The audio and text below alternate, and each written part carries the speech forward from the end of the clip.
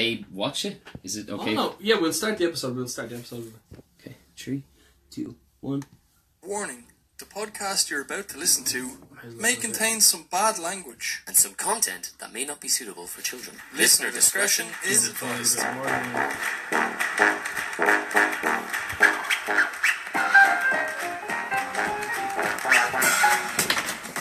Ooh. Ooh. Kind of What the fuck? moody. Where'd Instagram go? What's that about? Instagram. Ah, Oh, okay. That makes sense. Yeah, it wasn't live. it's not so bad. Instagram don't get as much time with us as Facebook and SoundCloud do anyway. Was this chair always so much higher than yours? I don't Listen remember. to this. Oh, I want to read you something. Yeah. We'll start the episode with this. This is songwriting at its best. Sorry, one sec. If you can tell me what it is, I'll Yeah. be very impressed. Okay. Okay, so it starts. Ayo, my pen and paper cause a chain reaction to get your brain relaxing. A zany act and maniac in action. A brainiac in fact, son. You mainly lack attraction. You look insanely whack when just a fraction of my tracks run. My rhyming skills got you climbing hills. I travel through your mind and chill your spine like siren drills. I'm slimming grills of roaches with spray that disinfects and twisting necks of rappers till their spinal column disconnects. Put this in decks and check the monologue. Turn your systems up. Twist them up and indulge in the marijuana smog. This is the season for noise pollution, contamination, examination of more cartoons than animation. My lamination of narration hits a snare and bass on track for duck rapper interrogation. When I declare invasion, there ain't no time to be staring gazing. I turn the stage into a barren wasteland. I'm infinite. Is that or is that not fucking unbelievable? It's not Jaden Smith. It's definitely not Jaden Smith, man. I was showing him a Jaden Smith song before we started. Wow. Any guesses? And there's a reason I picked that particular song. There was parts of me that wanted to say Eminem, but it's definitely not Eminem. Is it? Eminem, yeah. Is it? Yeah, it's Eminem's the first song on Infinite, which would have been considered Eminem's first album. Like, wow. yeah. Wow. I think you had the Slim Shady EP, which came first, but I don't think that's considered his first album. Yeah. How good is that? That's an impressive. The word. That's lyricism. Alone, yeah. Fucking hell. If you ever need a doubt to why Eminem is considered the fucking best rapper, just read the lyrics of one of his songs. Jesus Christ. It's a new world. Or an old world, I guess that's the... Hello Rafiki, and whoever's watching us on Facebook. Facebook still doesn't tell us. Instagram listened to us and changed the things we requested. Like being able to share the live stream. Facebook still doesn't give us a fucking clue who's watching us. Yeah, Facebook. But, yeah, fish. Shit together. But thank you. Thank you I'm for a fan tuning of in. rice milk in the coffee, by the way. Me too, I think it's better than almond. It's much better than almond milk. I have qualms about almond milk. I think I've said them before. Mm-hmm. It's overrated. It's an overrated dairy alternative. Mm. It is, like. Yeah. It's kind of watery, kind of sugary. Oat milk, really good. Rice milk, really good. Almond milk, There's one of these milks though, and they, you know what I mean? They don't mix. I don't want to say coagulate. In coffee? Yeah, it doesn't mix, it doesn't stir into the coffee well. I'm not sure, man. Oh, before we continue. Hello. Happy birthday, Aoife. Happy birthday, Aoife. Great. That's it. It's Lopez. Hello, Lopez. Ping. Hello, Lopez. Happy birthday to you too, if it is indeed your birthday. And to anyone else whose birthday today falls on... Does the day fall on your birthday, or does your birthday fall on the day? Your birthday falls on the day. Like a half awakened misstep like a tree at in the top the of the forest. stairs. Oh, okay, interesting. Yeah. The forest is already there. This is the tree that falls. So do you believe that thing? It was something that was said. So at the end of last week, discuss this last week? it was brought up in one sentence. Yeah. After last week's episode, myself and Jamie had a mini business meeting. That's and true. Just as in the middle of a conversation, you were just like, I think that if no one's there, the tree doesn't fall and nobody hears it anyway. Yeah, I think so. But that's with me believing the whole concept of it's us that creates the experience. It's consciousness that creates it. But then again, trees are conscious, so why can't they just fall out of their own mishap? Oh no, not this again. No, we're okay. Okay, it's following up. I'm well dressed because I was well dressed a few days ago. Just so people don't think I'm dressing for a podcast. I don't have the moustache anymore either. This will be the first one since... Your face is naked, yeah. How do you feel? Refreshing. In the end, you kind of had everything. Yeah, the moustache, you had thing under the lip, you kind of had like side face. Mainly laziness. You had a beard. You had a beard with like a more grown moustache. Yeah. It was refreshing at the end of it. Nice. I do enjoy. You do look refreshed. You look like freshly out of the shower. I am. Yeah. My hair's still wet. I feel refreshed. Good. I like doing Movember. I enjoy the cause. We got cigars. But I look fucking ridiculous when I do it. I'm fully aware of this. You look ridiculous when you do November. I don't think it suits me. I don't think I have the face to naturally pull off a moustache. Really? I think I'm more... Yeah. Like, if you look at the scale of 0 to 10, 0 being it doesn't, like, as moustache doesn't suit your face fucking whatsoever. What? How do we give a visual? Okay, so like 0 is if you have a camera and you're near a park, people think the worst of you. That would be 0. Oh, right. Like that's the worst example of a moustache. If you go to the gym and don't post it on social media, did you even go to the gym? Interesting question. I don't know. Well, I come back sometimes covered in sweat, feeling sore. But was that just in my mind? Is that what you said? So. Oh shit. I've actually started going to the gym this week. Did you post it on social media? I'm back training. I did not post it on social media. But then, did you start the gym? We'll have to check Nobody social media. will ever know. Damn it. Anyway, yes. So like, what's the rate? What's the visual cue? Is 0 in terms of examples of people that suit moustaches? Is 10 Tom Selleck and 0 is a guy with moustache, camera, isn't allowed near parks? Okay, so I would say 10 would be someone like Tom Selleck whose face matched with a moustache is just... Yeah, he's perfect. Smiling, he's the poster boy for a good moustache. 0, I think more like Michael Cera in his early years. Did he have a moustache? Just about, like, it's right. don't even bother. Like, don't even attempt it, like... Just doesn't suit his face. I don't think it's, like, the way you had it described, the 0 would be a fully grown moustache on a weird face that just looks creepy. I think it's more just a really fucking shitty, terrible moustache, Okay. I think I'm maybe 4. You think you're a 4? You think it's a bad moustache? I can grow... And you have a weird face? Yeah, kind of. No. I don't think you looked that weird. You kind of looked... You reminded me last week like the cop from Stranger Things. Yeah. And I had no idea why, apart from maybe you look like him, and I've never seen it. I can see it in the hair, and I could see it with the way the moustache was coming down over the mouth. Yeah. It was interesting. There's a lot of his face doesn't match up with mine, but when it's kind of you took the hair and the moustache, you can see it. I mean, if you had that moustache and you dressed up like him for Halloween, I wouldn't be like, you're pushing it. I'd be like, good costume. Makes sense. Yeah. I didn't. Where do you think I am on the scale?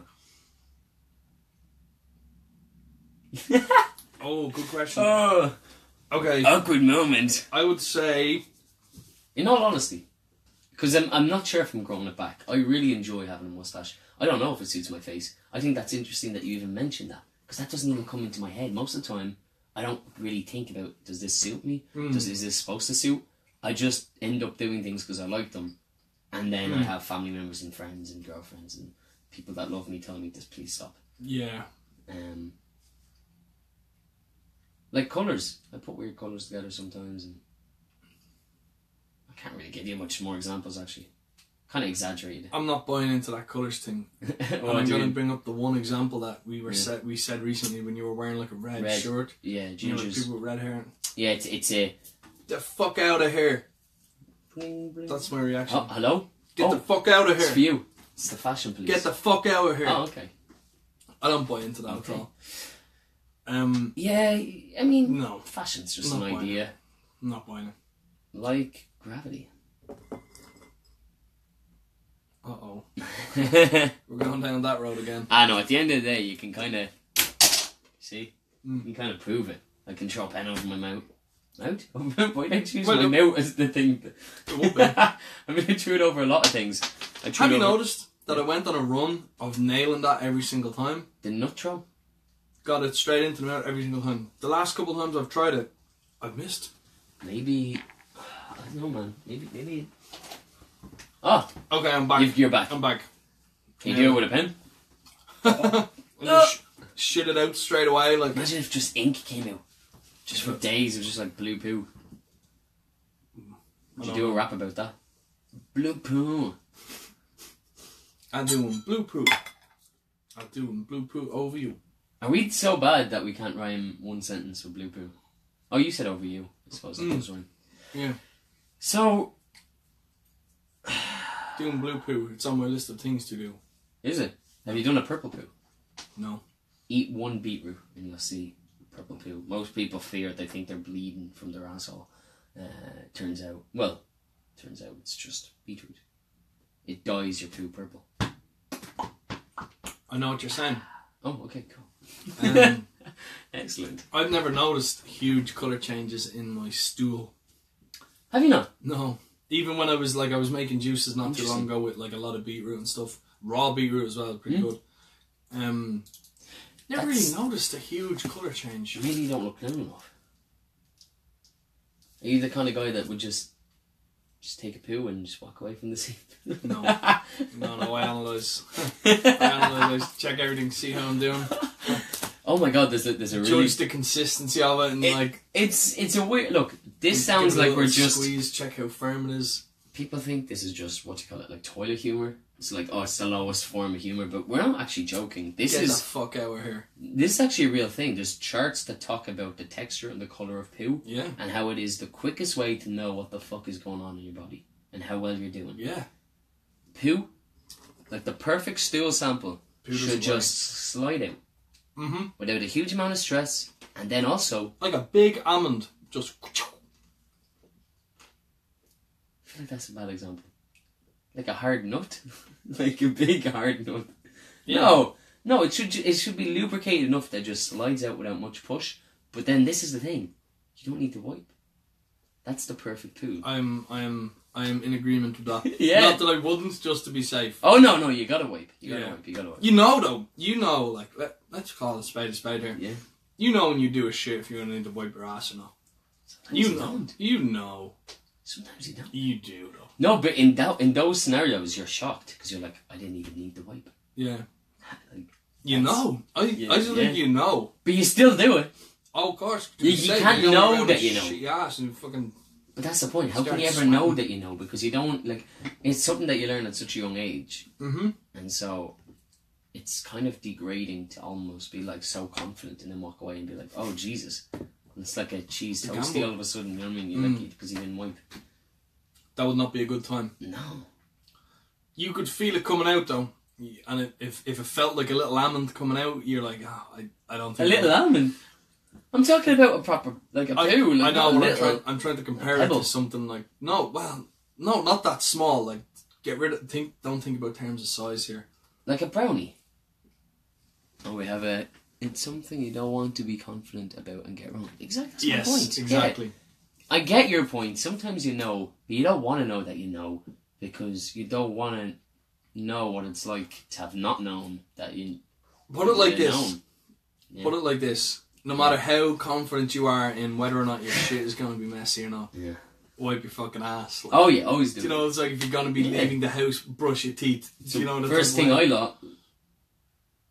Oh, Jesus. What did you say? I was going to say it's the first thing I was taught, but then I also went to say it's the first thing I was learned at the same time. And instead I just stopped the sentence and froze. Oh, I was speaking long before I learned to wipe my own ass. Oh, me too. I don't think it's the first. That's the third level of why I stopped the sentence. Not only did I mix up two words, one which is grammatically incorrect, but I also stopped the sentence because I realised it's not true. Yeah. Yeah. It's close though. It's there. Like it's in the first couple. Of oh yeah, it's one of the Well, is it? Yeah, I think 4 or something. What? Yeah. 2, 3. What time do you learn to wipe your ass? You're definitely walking and talking before then. Yeah, that's a good point. No, you are. It's way down on the list. Weird. It's a weird thing. Animals don't do it. Yeah, it's way later on. Now that I'm thinking about it, you don't kind of start wiping your own ass for a long time. You've learned many things before you start. Yeah. Before you learn to fucking wipe your own ass. Maybe we should start with that. Maybe parents are being too lenient with this. I don't think you've got the required strength in your arm. Like, little baby arms are kind of floppy and they don't really do a whole lot. Babies' limbs don't generally tend to do much. No. They're just kind of stuck on just for future reference, like, because they will be needed at some point, you know what I mean? Yeah. Imagine if... Yeah, okay. And speaking of which, my arms have felt like baby arms for a few days this week. Baby arms? What? Yeah, because I'm back in the gym, like I was saying. Yeah. So what did you do? You did baby arm exercises? To build the noodles back up. Nice. Yeah, so how interesting do you want to go? But I'm back. First training American football of the season was this weekend just gone.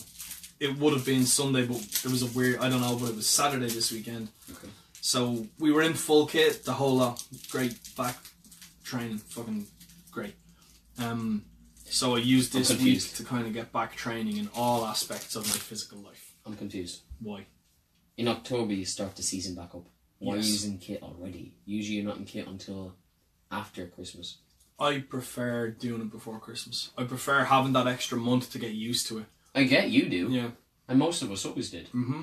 But why are the team doing it? We usually didn't do it as a team until January, February.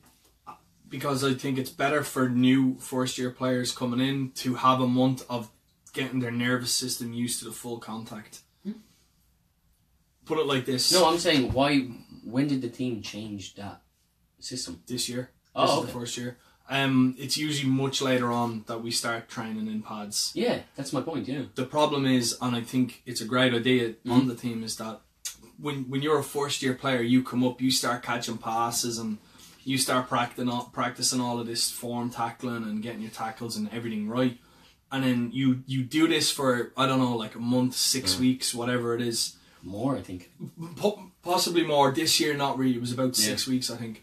But then you're introduced. And then you to put pads. the pads on, and everything changes. That's such a good point. Your mechanics for catching change, your mechanics for tackling change, even the mechanics for running and just general movements change. And if you're a first year player and you do that, it's very disorientating to have to change something you haven't really even learned that much. So what should we but do? Your muscle memory gets used to doing something one way. Should we have new players come and actually like gain their confidence a little bit and kind of warm up to the idea before getting the pads on and learning that? Or if everything's muscle memory, everything's confidence, why waste time getting them to learn how to move in a way that will be completely alien to the actual game day? Because it's easier to teach without pads. Because when you put pads on, it's different. Having the helmet on your head, even like you can't even move your head the same way you would normally. It's easier. Well, then I'm to glad teach. they're moving to that quicker. Yes, Yeah, that's I think the that key. does make sense. Yeah. Teach the very fundamentals without pads on, but teach them, get it over and done with, and then put the pads on as soon as is possible. So yeah, we had our first training on Saturday. I keep going to say Sunday, but it was Saturday this week. So make allowances if you hear me saying Sunday again. Fucking whatever. Yeah, man, delighted to be back. I'm back training. So yeah, it's good. Part of the plan, part of the physical plan. What did you do at the gym though? So we did 2 days, and then we didn't do another day because of Saturday's training. So the first day we did back deadlifts type exercises, pulling exercises, a lot of pulls. And then the second day we did a lot of push, so it was triceps, chest, this type of stuff. Nice. Didn't want to do legs because your upper body can have muscle soreness going into training, and it's not a big deal. Yeah, it wasn't too bad though. That is legs. In a way, yeah, I suppose it is. It's as back as it is legs, I think.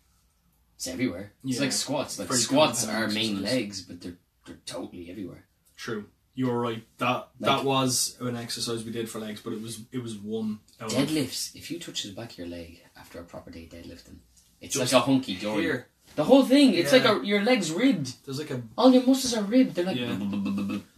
It's crazy, and also that's the worst place on a man. your hamstrings. Men. I don't know if it's just culturally or if it's the way we're designed. but we just don't stretch enough, or maybe we do, but we always seem to have issues with our hamstrings. It's a very male issue. Tight hamstrings is a big thing with men. Yeah. And that's why men always snap them on the field. Funnily enough, I have the opposite. I have really loose hamstrings. Loose hammies? Yeah. I think Pochi's the same. I think he's got tight hips or tight something here. So when he goes to squat or deadlift, it's actually not... He has an issue, or did in the past, but it wasn't the same as what you'd expect. It was like he was tight in a weird place. I don't know. The big problem is a lot of the time, especially in sports people, is your quads and your hamstrings are in this weird push-pull state, and they'll either pull or push it. Well, not really pull, but whatever's tighter will pull your hips. So if your hamstrings are really tight, they pull on the back of your hips, and your hips kind of tend to want to tilt, and then it affects other parts of your back and shit like that. And the adverse what I had was that my quads and the front of my legs were really tight, so they were pulling the front of my hips down. That makes sense. I had that too. Yeah, we both had that kind of arch. So probably the more I work on deadlifts, the more my ass will drop down a bit, making my hips level, making the rest of me in correlation with itself. The trick is not to start working the hamstrings too much. The key for this, and I was told this when I went to the physio, is you want to actually relax your quads first. Because if you start pulling your hamstrings against these really tight quads, that's when shit starts to snap. But you can't fight fire with fire. Exactly. You want to relax your muscles. You want to relax the ones that are over tight first, and then start to build up, and that's where you don't get injured then. But the deadlifts were just one exercise that, like, I know I said I didn't do legs, but we did deadlifts the first day. Deadlifts are great. I didn't want to do too much legs because you all your strength in tackling and everything comes from your fucking legs and your core. You don't want to burn out your legs the fucking day before training and not be able to put a tackle in. No. You want to be able to build them up so that they're strong enough for a game day. Exactly. But yeah, no, not the day before. And especially not 2 days before. Gosh. That's when they're at the worst. 2 days after training, you are bollocks. So I'm kind of at the end of the muscle soreness now. I'm back to normal. So nice. Back in the gym today. Later on? Yeah. Jeez, you dropped the nut against your nuts. Yeah. You had 3 nuts there for a moment. Yeah, I had triplets. Little triplet of nuts. Oh, we got another. Oh, it's a big one. Big name. Zach Ellis 3421. Hello, Zach Ellis 3421. How are you, Zach? It's just Zach that you know from. This is Zach. This is Zach from Starbucks. I actually know Zach quite well now from listening into the podcast and the odd chat. But I've only met him once. Wow. Isn't it amazing how you meet people and you still kind of know them, even though, like back in the day, unless, I guess, we had that back in the day, you'd send letters to people. We always had that in some way, I guess. And then you'd find out loads about someone, even though you've only met them once. We're eating Kinder Buenos, that are going down very well at the moment. I don't know when was the last time you had a Kinder Bueno, but I am enjoying this tenfold. Long fucking time. I also have something very weird and interesting to tell you. I know. Nice. I know it sounds. I know it's a rarity. You should tell me the most normal. Do you want to wait, or do you want to keep on this kind of train and physical thing first? Do you want to just jump in right now, or do you want to wait a little? No, it's a gem, so I can save it. Okay, we can wait. You haven't read it, have you? No.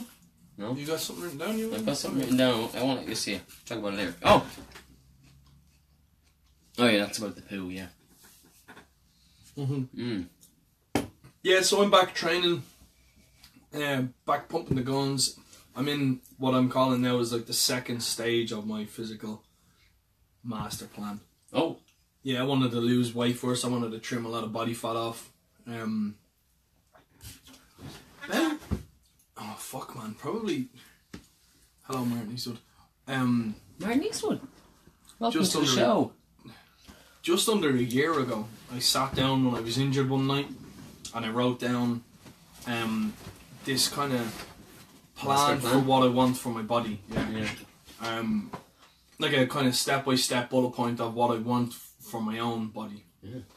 I started with trimming all this kind of what I'm deeming to be like excess body fat off. You know, I didn't want it on me. I wanted to be a little bit quicker. I felt in my own body like I was starting to slow down, and it would continue to slow down the way I was going. So I trimmed all this body fat off, and you can you can go back and look and you can see it in me that I've lost this body weight. But I knew that I would do this at the expense of losing kind of muscle mass as well. You can't, it's very tough, Barry will tell you this, it's very tough for your body to lose weight and gain weight at the same time. Well, it requires a lot of work to lose weight. Well, you can definitely put on muscle and lose fat at the same time. Yes. Which would be losing weight and putting on weight at the same time. And probably putting on more weight than you're losing. Because muscle is heavier. From what I remember, you're better off doing one. Either lose fat or build muscle. Don't try and do both because your workouts will suffer. I think that's kind of the old way of thinking, because they used to say that to lose weight, to sweat it out, would be cardio based workout, whereas putting on weight and putting on muscle is all about like actually lifting heavy. Whereas if you actually look at people in squat racks, like people that are lifting heavy in squat racks and deadlifting, these compound exercises that use your whole body, you are putting on serious gains of muscle. You are putting your whole body under huge amounts of stress and building muscle, and absolutely just melting fat off you like butter. So those situations are perfect examples of that. I will go and I will ask some questions regarding that. Okay, but in myself, I have it as it's one or the other. Don't try and do both. Okay, yeah. So I lost this body fat. Now I'm at the stage of kind of tacking this muscle back on, building back up the required muscle that I need. So I'm, what? You've got a new jug. You want to tell me the story of why you were pouring? If you want a lemon or lime, it's there for you. Great. Well, the jug. Yeah, I'm using a weird jug. It's like a kind of a soupy jug. Sorry, I didn't mean to distract you. With the jug. Yeah, you cook a crack cocaine in the. Oh. Cook some crack cocaine. You want to do it in the James. Got a little comment there from Martin. I didn't get that. I don't either. I don't know what that's about. No, actually, I will explain it. Martin Eastwood is a good friend of mine. And friend of the show. I was going to say colleague. It's not really a colleague. No. We've had him on. He's a client. He's a client of mine. Yeah, we had him on an episode. Remember what episode? 20 episodes ago. 60 maybe? 60? Was it as long ago as 60? We're on 110. It couldn't have been 60. 40 episodes ago. You think it was 40? 20 weeks. Wow. It was in the summertime anyway. But I've done a few vlogs for Martin, and one day I came back from Lebanon, and I was gone to Lebanon for probably about 2 weeks. And I presume within that time he would have had someone arranged to do a vlog from. Yeah. And the day after I came back from Lebanon, I had some sort of meeting in the area that he's always hanging out in, or that he works from. I went in with like loads of donuts, and I rang him up and I was like, "Oh, I'm outside."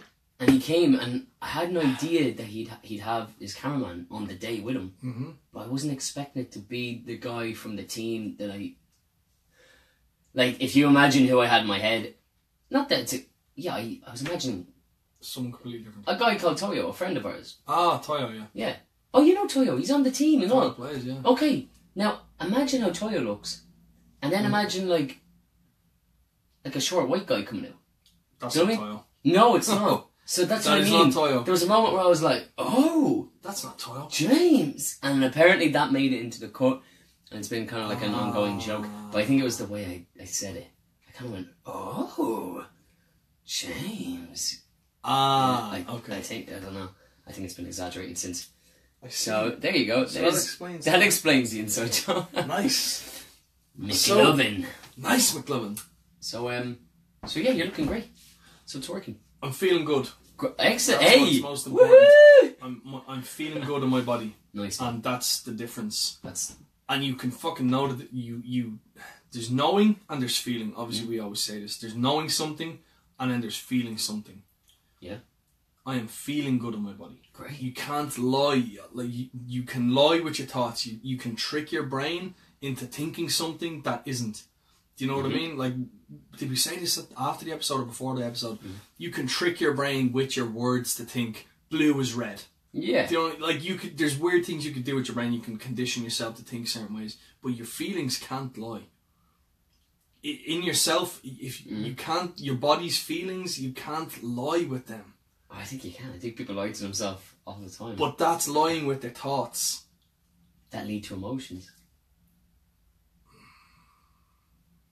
Okay, take that with a Sorry, pinch of salt. I'm being anal again. Take that with a I pinch of salt. I don't think you can always trust your emotions. I don't. I don't believe in that at all. I think your emotions can be hugely... You won't feel They sad. can come from what you eat. You won't feel sad. If Your you hormones.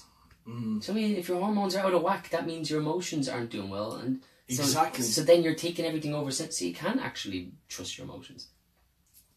But you should. Because there's a reason you're feeling that way. Yeah, okay. Do you know what I mean? Yes. This is my point. There's a reason. There's a sign why your emotions... If you're feeling bad in a situation that wouldn't normally feel bad, there's a Okay, reason for it. now you've got me back. You So get if me? you're also sitting down, you're like, I just feel great all the time now. And you don't know why, it's probably because your hormones are in a really good place. There's a You're reason taking for care why. of yourself. Yeah. Okay. Yes. Agreed. Should we get more light in I'm here? feeling good. That's the point. My body's feeling good, and that's the key part. Great. What do you want to do? What do you want? Like, what are you doing? What are you feeling? I'm feeling good. Great. Yeah. Thanks. Okay. No, I wasn't sure there for a the second. goal is just to be to challenge myself more and more. Like, I want to challenge myself. I want to keep challenging myself. And you can challenge yourself mentally. You can keep your brain stimulated, but the body's kind of harder to challenge. I find the mind is easier to challenge because there's more available to challenge the mind.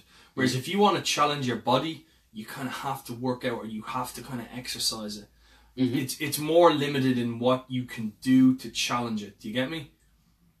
Yeah, but I'd also probably add to that the body is the extension of the mind, and so it kind of still comes back to the mind. Like, if you're talking about, like, oh, can I lift this or can I not? Like, doesn't that kind of, in a way, come back to your beliefs? At that point, you are already in a stage of challenging your body. Do you know what I mean? Like, will I get up off the couch or not? That, like, do you want to challenge your body? It's generally exercise. And it stems from the brain, because yeah. Can the body get up? Of course the body can get up on the couch. But are you going to do it right now? That comes back to the brain. So I think like, I get your point about, like, segmenting things into, like, this is a mind thing and this is a body thing. But I think at the end of the day, the challenges are still just mind challenges. And I think once people get over that, was it that Tony Robbins used to say about getting up in the morning? Or no, when he feels, people asked him, like, oh, do you never feel down or unmotivated or depressed? And he's like, of course I do. But what I do is I do something instantly very physical. So he reaches for that kind of what you're talking about. He goes for some sort of a body high instead of trying to go introvert and figure it out in his head or meditate. Although he does do all that stuff. He says if he's feeling down, he goes and he does some jumping jacks. He jumps on a thing, he jumps into his cold water, he dances, he just does something quick movement to just, like, be like, and then the body changes its chemistry. With the cold water thing, yes. You're right. Tony Robbins is a great example. Yes. What my point is that if you do want to challenge your body, it generally has to be exercise. Yes. Do you know what I mean? Like, there's the mental battle of will I, won't I going on, and yes, you have to conquer your own mind first. You have to decide to do it, but it's generally exercise is what you challenge your body with. Or if you want to eat really well, it's discipline with your diet. Do you know what I mean? Yeah. And that was my angle. I do get that it is a mental battle first. But if you want to push your body, if you want to challenge your body, the answer is usually just found in exercise. There are other examples. Like cold water is a fucking great way of challenging your body, obviously. Again, comes back to mind. It does. And the body, of course, starts with it. The body can go way longer than most of us staying there. But the mind is telling us, survive, get out of there. Yeah. In the gym, of course you can lift that. In states of emergency, people who've never lifted ever in their life have been able to save loved ones from the most heaviest of things. There's so many cases of people fucking lifting up cars when a child's underneath it.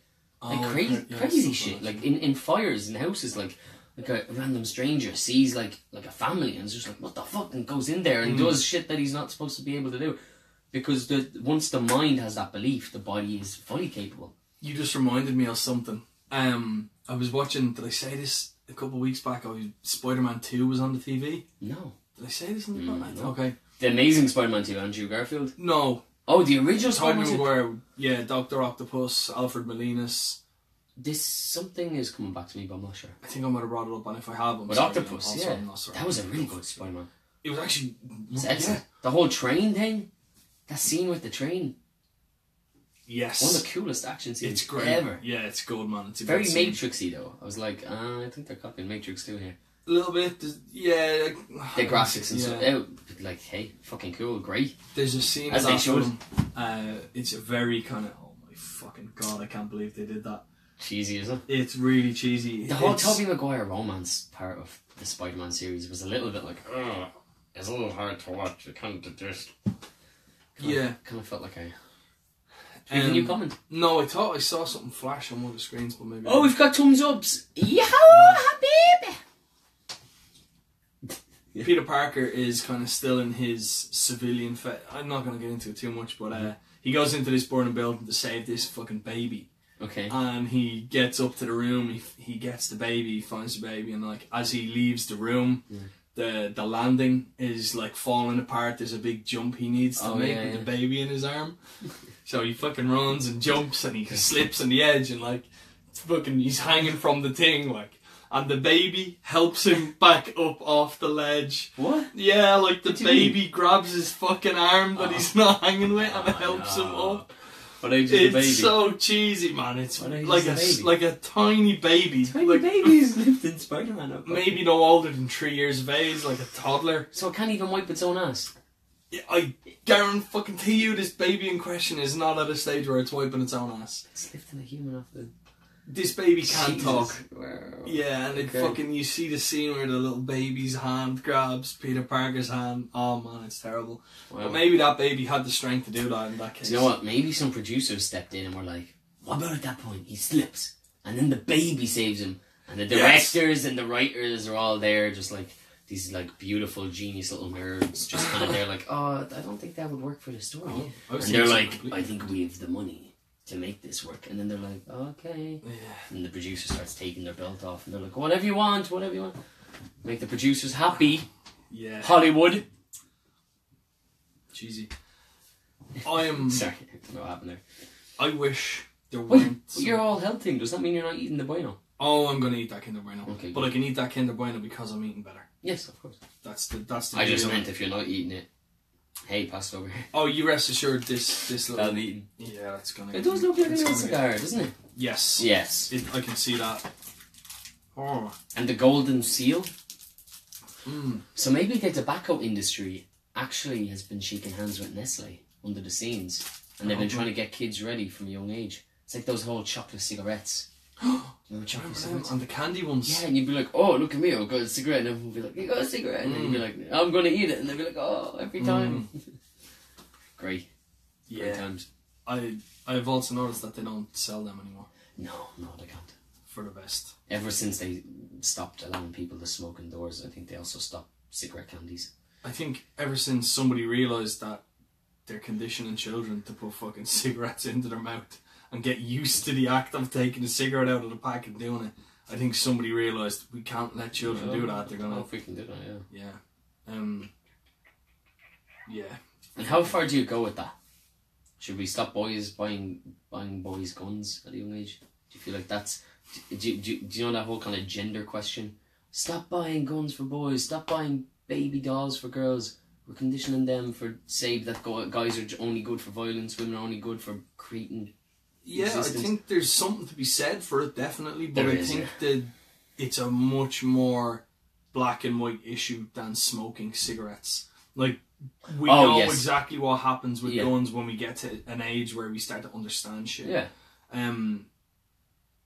But I get it. I kind of understand why you wouldn't want little kids playing, because it does kind of desensitize them to the fact that people fucking kill people with guns. A little bit different, but I'm kind of agreeing with you. No, I completely agree with your point.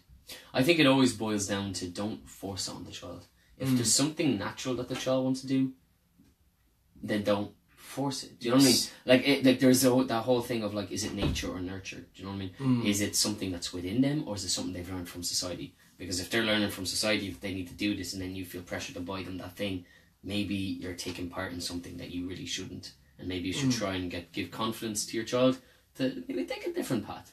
Yeah. No, you're on to something. I think if you do buy shit for a kid and a kid doesn't want to play with the things you buy it, that's its own choice. Yeah. Do you know that way? you'll figure it out pretty quick if you're buying guns for your child. I never really had guns, but I did have gun-like things. I had like things with triggers that you'd pull, and then like it would have like it would look like a foam ball or something to shoot out instead. A foam ball would pop out, yeah. A plastic ball. I had like a kind of like it looked like a future ray gun kind of thing. And it was discs. No, it was a ball. Oh, but like the top looked like a shuttlecock. Yeah. It looked like it had netting, and you'd put the ball in that, and then you'd pop it in, and then you. You know? Yes. My thing was cars. My thing was toy cars mainly, and then like little like figurines. Like I had fucking loads of Batman toys and Spider-Man toys, but my main one was like little cars when I was younger, like tiny. Did you have the Hot Wheels, the spinning, and the? Never had Hot Wheels tracks. Well, I think we might have had one or two. I was never big into the whole car scene. I did like figurines though. I loved like a big chunky figurine. Action Man, did you have Action Man, or were you at a different? I wasn't really into Action Man. I remember Small Soldiers. Oh yeah, remember that movie? Yeah, man, I had fucking film. I had the figurines of the Small Soldiers for years. Nice. What else did I have? I had the leader fella with the soldier, the main soldier. Yeah. And Niall had the main of the heroes, the goodies as we like to call them. I had a collection, man. His name was Archer, I remember. He was like this kind of, like, looked like a kind of werewolfy kind of Chewbacca. Was he the main one? He was the main good What's the one that would like spin and go and that shit? Do you remember that one? I had that one, and that was my favourite. Wow. Yeah. I had like a lot of weird things. I also had Street Sharks. I remember Street Sharks. Yes. Oh. Street Sharks. Yeah. It's funny. Corpse. Do you remember Corpse? They were like super small. They were like they were like maybe this size. It's weird. Yeah. For... You know, it was core like army core like. Oh right. Corpse. They were all super posable. These little cool. Super what? Like they were super opposable. Yeah, they fucking loads of little joints, and they were super bendy, and had loads of hinges, and they were cool, man. Yeah, fuck loads of them. Fuck loads of superhero toys, and fuck loads of those I love superheroes, yeah. And then loads of little toy cars. It definitely had like all the Marvel things in one sense or another. It's interesting that all these kind of childhood stuff is coming up. Yeah. Because will I get into what I was going to say? Yes. You're about to smash your Bueno. I'm going to eat my Kinder Bueno and tell me Sit back, enjoy your Bueno at home, get ready for a lovely little story. Go. Months ago. Yep. Months ago, I had this woman reach out to me. She was just starting off her business as a hypnotist, a hypnotherapist. I might have told you about this. I decided to help her out. She asked could I just record her, put some music together, edit it, have it in good quality. I did it for her. It wasn't a huge amount of work. And I said, don't worry about it. I won't charge you. You're just starting off. So good, isn't it? Oh my God. Bueno for the win. So she was like, alright, if you ever want to be hypnotised, come back to me. Yes. And I'll just give you a free consultation, free session. And I was like, thank you so much. We shook hands. I was like, I'll think about it. I'll see. I feel fine. A week before my birthday. Yep. I was having a little bit of a, I don't want to say a breakdown, but a little bit of a freak out. I was kind of like, oh God, it's that time again. Oh no. Yeah. And so I kind of contacted her and I was like, listen, here's a few things that's going on in my life. Here's a few repetitions. Here's a few bad habits I'm looking at the moment. And here's a few good things. Here's where I kind of want to be. Is there anything like that you can help me with? She was like, yeah, let's see what we can do. She sent me a form. I filled that out, 2 pages. And then Friday, the 1st of December, she had booked me in. I came in. 3 days ago. 3 days ago. Nice. I came into her place there near Rathmines. It was like Farnham area. Or Farnham? Ranelagh area. She has a lovely place. Really open, spacious, perfect to go and get hypnotised. Okay. Like you come in and it's just one of these apartments, but it's so spacious and all the light is kicking in, and it's like just straight out of a movie. It looks so clean and perfect. Great. Swervy staircase and everything. It's a lovely room. But we sat down, we talked for half an hour. She looked through the paper. She kind of dissected certain things that were clearly coming up. You know, she was breaking down the way I wrote and what I was saying in certain words, and getting kind of an idea about my character. Okay. We talked for half an hour, and then she put me under, and I was. Wait, I've got questions. There was a finish. So I was then under for an hour. Okay. So she not only sent me a form that I got to fill out, Yeah. she spent half an hour with me consulting me beforehand, and then we did it for an hour. Like, I feel like that is such a generous amount of time. And I don't know how much she often charges for this. Yeah. I presume it's expensive, but I'm very thankful I got to do this once for free, and I had to offer her some services again in future because it was very... Just Friday gone you went to her? Just Friday, yeah. Wow! I was kind of nervous about it. And I feel like most people are nervous about being hypnotised, or a lot of people are skeptic and believe it doesn't work. And I always tell them the exact same thing. If you don't believe it works, you're right. It doesn't. Yeah. People don't control your mind. When you are being hypnotised, that's you and the person agreeing. Yeah. So let's say Anto's about to hypnotise me. Me being hypnotised and actually getting hypnotised is my brain accepting that I'm allowing you to hypnotise me. That's all that's happening. Yeah. So if you don't want to be hypnotised, if you don't believe in being hypnotised, if you don't think it's a real thing, more than likely it won't work for you. That's the whole point. It's Laura. It's like someone who's skilled and talented enough to help guide you through your alpha state of brainwave activity will kind of... Do you know what I mean? It's like saying, oh, deadlifting doesn't work for me. And it's like, well, yeah, if you have that kind of idea, then you're right. Because you then won't approach it the right way. Whereas I'm an expert at deadlifting, and if you listen to me, and if you open up and let me guide you and teach you, you'll actually get great benefits, and you'll change your body. That's the exact same meditation. I was once told by someone I worked with that I would have looked up to, and he always used to say, if you think you can, or if you think you can't, either way you're right. You're right, yeah. Yeah. And it's not like he made this saying up, it was echoed from someone else. Oh yeah, it used to be written on my wall for years. Wow. Yeah.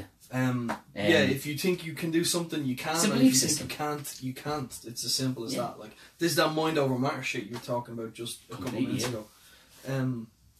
So I've questions, man. Yeah. I've fucking Ask loads of away. questions. A lot happened. It was an hour, so I'll let you ask questions instead of me trying to think of everything. Okay. Do you remember being under? Yes. You do? Completely. What do you remember from it? It was more lucid than right now. It's like being in a dream. Yeah. You're very aware of your surroundings and you feel very awake, and for the first while I was like, oh, I don't even think I'm hypnotised. And then you look back on the experience and you're like, whoa, I definitely was somewhere else. Wow. She put me, for most of it, she brought me into my childhood. Because that's where all trauma starts. That's where a lot of issues in your life come. They stem from these seemingly insignificant moments when you were a kid that maybe you forgot about, or you, to protect yourself, just adapted to survive. Yeah. And you don't remember the start of it. And if she kind of helps you, guide you, go to the start, she can kind of untangle it and make you actually make peace with that moment, which then helps you in your future life.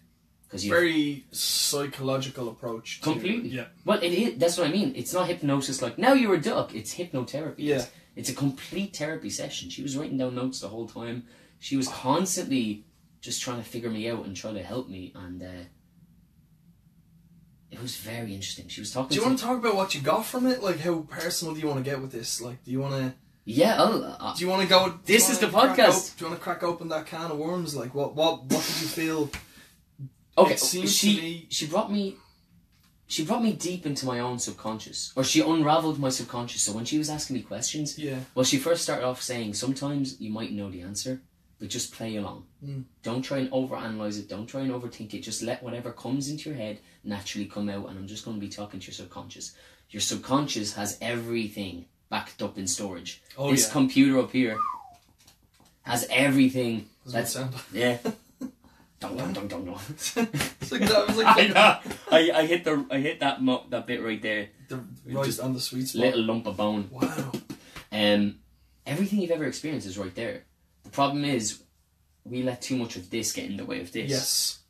And she was talking to me at one point, and she was like, too much of the frontal brain, just for those who are only listening to us. Oh yes. Too much of your kind of conscious processes. It gets in the way. It overthinks. It overanalyzes it. Ego and also self-doubt and all these issues. Whereas if you just kind of shut up, everything, the mouth, the thoughts, the answer usually comes. Yeah. But it was just amazing. She kept reminding me that my brain is like a Google search engine, and that when she asks me a question, I will give her the answer. Yeah. And just to let it naturally come out. And so she was talking to me as a kid at one point. How did you feel Did you feel like you were brought back to childhood, or did Yeah. you feel like it was like you as you were age now remembering? No, both. I was like me as a kid was answering her. This fucking tastes so I know, isn't it? Oh. Kinder Bueno is the fucking, it's the bomb. Kinder Bueno. I don't know. Is it like I said? Is it because I'm having less sugar? But Oh well, yeah. it tastes so good. It's distracting. That's how It good is this very tastes. good. It's fucking actually distracting me from what we're Wow. talking about. But anyway, That's so a she kick was of sugar. asking you questions.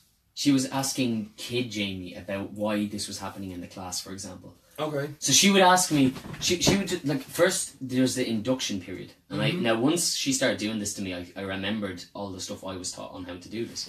The induction period is about getting someone to relax. It's about getting someone to start kind of getting into that meditative kind of sleep-like state. And then you count them down these steps and you keep telling them to relax their bodies and to breathe. And there's certain parts of their body where you still find stress. You tell them to relax that bit, and eventually they're just open. Yeah. And you keep talking to them for a half an hour about different kind of things, and eventually they open up and you're able to ask questions and you're able to guide them through things that they don't even really remember, and all of a sudden comes to the surface and help them get over that. Yeah. So I got over apparently feeling stupid in class with Miss Woods, that teacher I told you about. But I don't remember the specific time she apparently slapped on the table. Right. And I kind of woke up from my daydream. Yeah. And I just remember loads of like heads looking back at me and me feeling really stupid at the back of the class. Oh fuck. And I don't remember this, but apparently my subconscious does, and apparently it traumatized me on some I can imagine, yeah. minute level, because in that moment I was like, oh, she's right, I am stupid. And I made that into a self-belief, and then on some level must have carried that through school. Yeah, it was weird, man. There was a lot of memories she walked me through. You don't like your birthday, but it sounds like that's what I was saying. From I what do I and I get from, don't. It depends on the year. Okay. I don't think in recent years I do. Right. But it always depends on how I feel achievement-wise. Time kind of freaks me out. On some level... Time is weird, man. Time is fucking weird. It is, yeah. Time is so weird. Let's not get into it right now, but time is the weirdest thing we know.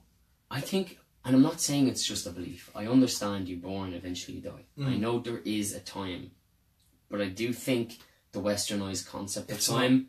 and hours and minutes, that's for sure. I just think the way we've broken it down into a science is actually more disruptive than good. Yeah. Do you know what I'm trying to say? I feel like that's a very hard, weird topic to bring up. I feel like most people would be like, time's just time, Jamie. Yeah, time is how much time is a thing when you revolve around the sun at a certain amount of time and time again. I'm fucking saying the same shit over and over and over again. But it's not. Time is something we fucking created, man. At the very simple level, you've got daytime and you've got nighttime. That's fucking it. Fair enough, you know that your daytime will be at its halfway point when the sun is at its peak in the sky, because obviously it fucking rises and sets. But other than that... I think by labelling it and numbering it, I think we've actually made time... I think we've made our lives shorter. And I think we've made everything about a rush. And I'm not saying it doesn't exist, but I'm saying the very concept of time is actually making people have less time. Oh, fucking right. Because everything's about the time. Instead of in a hurry all of a sudden. Like what you said, if there was just daytime and nighttime, you'd be more into what you were doing, and then you'd be like, oh. Yeah, like people say, I need to get 6 hours sleep. You don't need to get 6 hours sleep. No, you just need to fall asleep until you wake up and feel good. That's it. Yeah. Like, some days, man, I would sleep for 11 hours and wake up feeling fucking tired. Yeah. Some days I would sleep for 6 hours and feel tired. But alternatively, some days I would sleep for fucking 3 hours and be good for the next 24. You know, like... You got your REM, you see. That was interesting. But to not break it down, that's what I'm saying. Yeah. When you're asleep, time doesn't fucking exist. No. Do you know what I mean? When that subconscious state kicks in, when you're in that zone, when you're asleep, time no longer... Do you think time exists for a dog? Do you think a dog... Like, do you think Ozzy, when I'm playing fucking ball with him, he's thinking... Oh, we're only after playing for 20 minutes. Please, can we have another half an hour more? Ding dong. That's apparently the noise I make when the devil walks in. So to play devil's advocate. Okay. That's a dog. We're humans. It doesn't understand, Anto. Time does exist because we are humans. We're more intellectual. We understand the laws of the universe. Yes. devil's advocate to what I just said. Yes. Ding dong. Oh, who's that? Hi, I'm an alien. You're just a human. You're like a dog to me. Time does not exist. You made it up by yourself. You know? Yeah. So, what?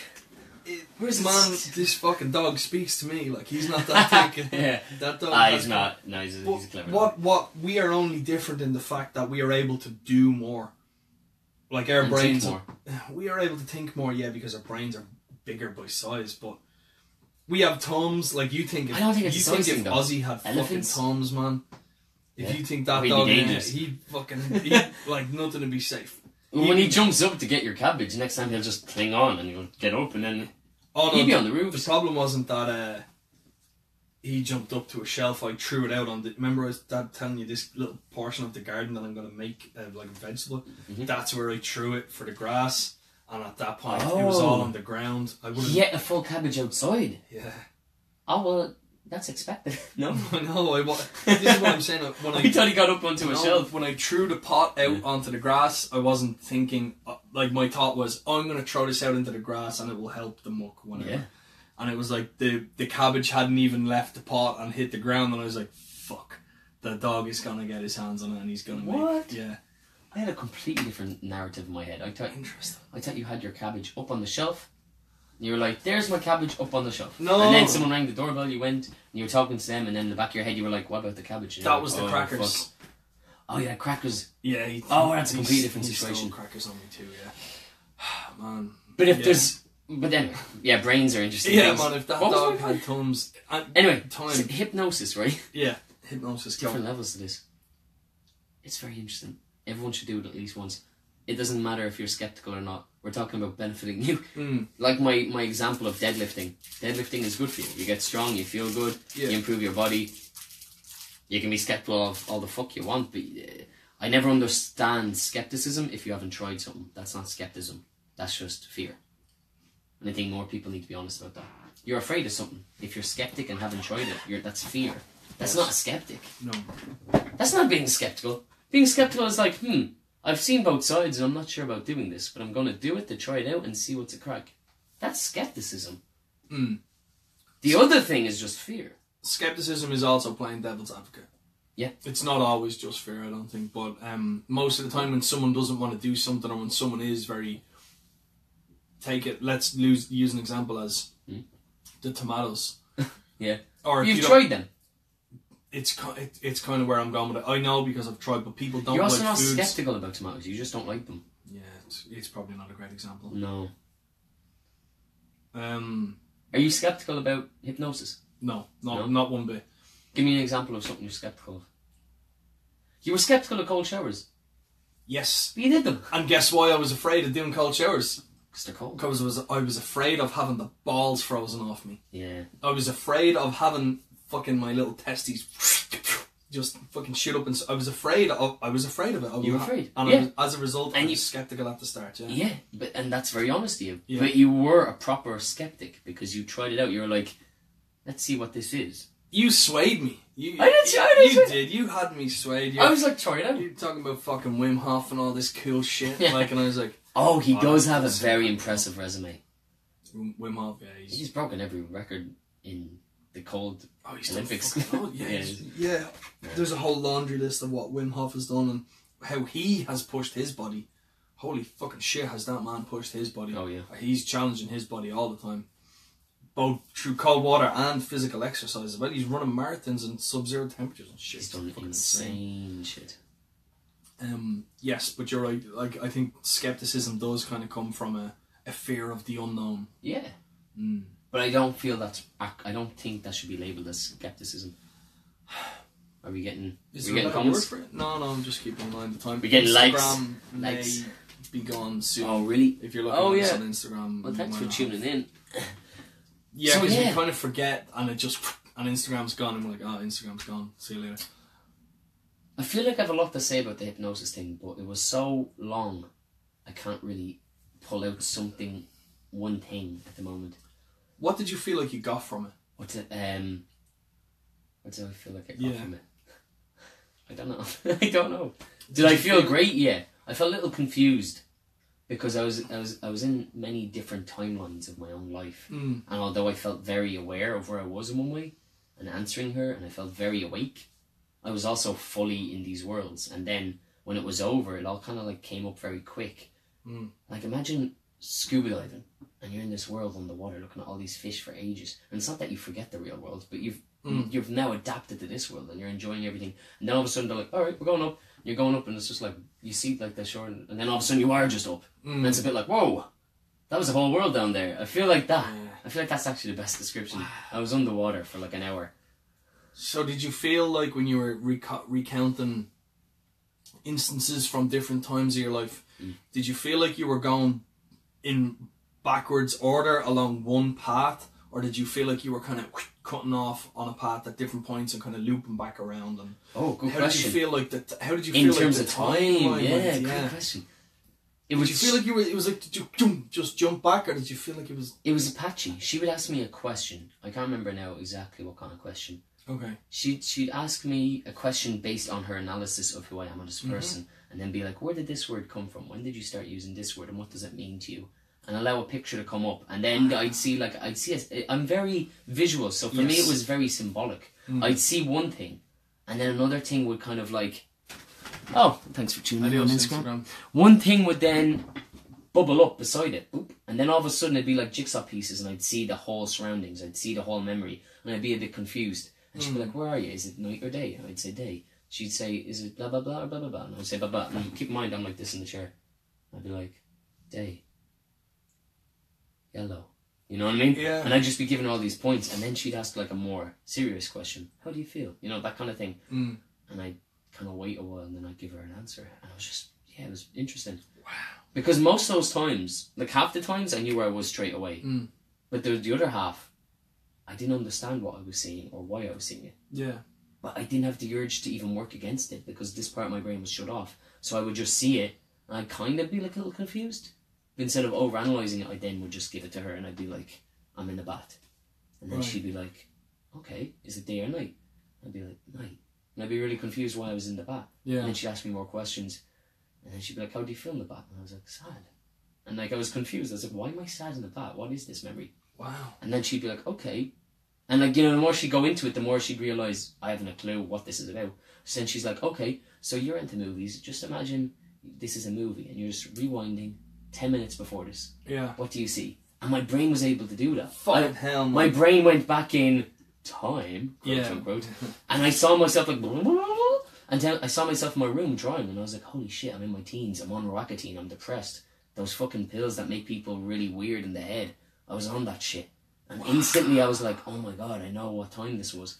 Holy do you know, fuck. But I don't know why it brought me into that scene of my life. Because I don't remember that. Why would you taking a bath someday with nothing interesting happen stand out to you? It didn't, but for some reason my unconscious mind brought me to that, and she had to work me backwards, and then figured out to get to the pills. That she figured out that it was that 1 year period when I had terrible acne, and I was taking these pills that are known for like connections with suicide, like crazy. If a girl takes Roaccutine, she like, I think it's legally has to take the pill as well, because the baby will be mutated. That's how fucked up this stuff is for you. This shit's just fucking... Think about it like this for a second. This is stuff that, I don't know, is this proven or not, but this is shit that fucking kills people. This is shit that kills people, and it's fucking sold willy-nilly. You have bad skin, take this fucking pill that ends up killing you. Willy-nilly in that sense, yeah.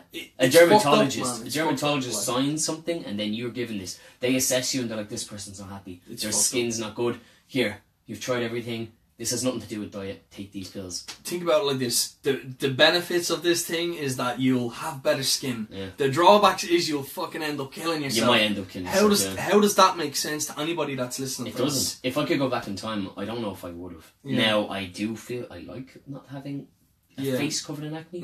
And at the time, I was so quiet and insecure. About it? About lots of things. That I probably felt I would do anything to just have a clear face. Lopez, I wonder if Lopez, if you're still listening to us. Is he on Roaccutine? I don't know, but I remember when anyone I've talked to, he did have something for his. I don't know if I'm sorry if I'm bringing shit up here saying this about you, but Lopez had kind of skin issues as well. And I do remember him taking something for it. Yeah. I don't remember if that was it, but if he's still listening to it us, could have been a lower dose. I've known people that had to take it and didn't take as much as I did. Yeah. But you're not allowed to exercise on it because apparently it weakens your bones and you don't want your bones breaking in the gym. You're not allowed to drink on it. What the fuck? Because the way your liver has to process it, so they're like, oh, don't drink on it. You get, like I did drink on it, I remember. You get drunk way too easily. Oh, okay. It's just not good. And she was talking to me at the end of it because she was saying like that, you know, that there's been times in her life where she was going to take it herself, and she thought it was interesting that I talked about that. Oh, wow. And she was like, I was going to take it myself, and then I read up way too much about it, and I was like, that doesn't equate. It's not worth it. No, you know? Clearly not, man. This is what I'm saying. The fucking pro is that it'll clear your skin. The con is that you could end up committing fucking suicide. It's a huge percentage, yeah. It's nuts, crazy. Man, nuts. I notice my hair's starting to kind of get dry now, and it's getting very puffy. Ooh, nice. Join the club. Yeah. Welcome to the Puff Club. Welcome to the puffy hair. But yeah, man, wild. Weird. Very, very strange to so vividly see memories that You thought nothing you of. don't. At the time, they didn't mean anything. I was in a schoolyard at one point. I was in class. I was doing homework with my dad. I was all these weird memories. And then, do you know, at one point she got me to really feel the good feelings in my body when I thought about what I wanted, and to colour coordinate them, and then to really feel that colour, and then to spread it all over my body, and then to feel the bad shit that I felt when she talked about the other stuff and what colour that was, and then scan to your body and remove it and make a pile of all that shit, and then hand it out to all the people that have done that to you. But what was the most interesting part was at the end there was still a pile, and she said, do whatever you want with that. Wow. But that I never talked to her about that point, and she never went into detail. But I think the point of that was, if there's do you want to bring this baggage with you, or do you want to leave it there? Well, that too. But oh yeah, and also that very visual concept of doing something with that pile, so people actually accept in their head, I'm not like that anymore. Yeah. Or, I don't have those problems. But the point I'm trying to make is, if you handed back all the shit everyone's ever given to you and there's still a pile, does that mean half of the shit is yours? It's yours to take. Something else. Can't remember the name. It wasn't the shit he's talking about. Roaccutine is fucking crazy. Yeah, I don't know, maybe they've changed it nowadays, or anyway. Yeah. But I just thought it was interesting that there was still a pile of shit. I was like, okay, so maybe half your problems are your own.